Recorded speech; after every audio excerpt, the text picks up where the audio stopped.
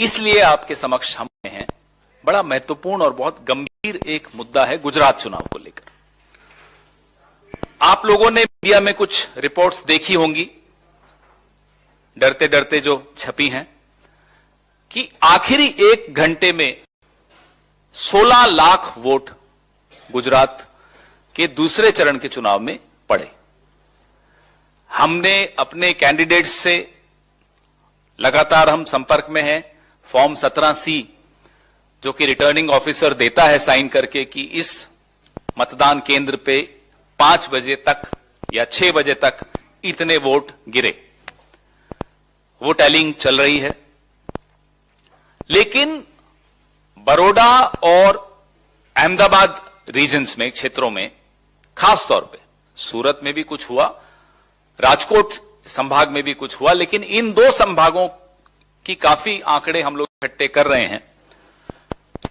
हैरानी की बात है कि 1 वोट डालने में जहां 60 सेकंड लगते हैं, अगर आप औसत निकालेंगे 5 बजे से 6 बजे के दौरान, तो 1 वोट डालने में 45 सेकंड लगे।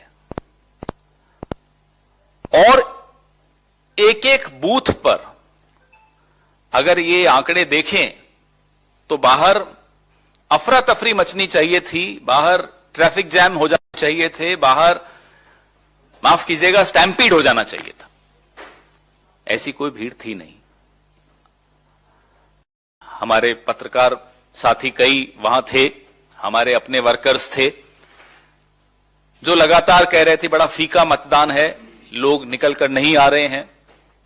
लेकिन 5 बजे से 6 बजे के बीच में 6.5% बढ़ोतरी हो गई।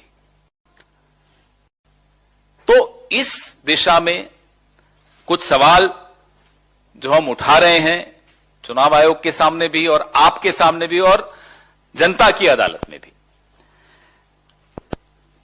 संजय पटेल हमारे एक उम्मीदवार 144 रावपुरा बड़ौदा संभाग की एक सीट है, उससे हैं। 5 बजे उनके यहां 51% मतदान हुआ। वो अपने वर्कर्स के साथ अलग अलग मतदान केंद्रों पर उस वक्त घूम रहे थे, जैसा कि सारे उम्मीदवार करते हैं हर पार्टी के, और लोगों को प्रेरित भी कर रहे थे कि भाई निकलिए वोट देने। लेकिन 5 बजे के बाद, और भीड़ वो बताते हैं कि बहुत कम थी मतदान केंद्रों पर, 6 बजे 57.68% वोट हो गया। कहां से आया ये वोट, न संजय पटेल जी जानते, न कोई और उम्मीदवार जानता है। वो एक ही जानता है, जो सबका मालिक एक है, कि ये आए कहां से ये वोट।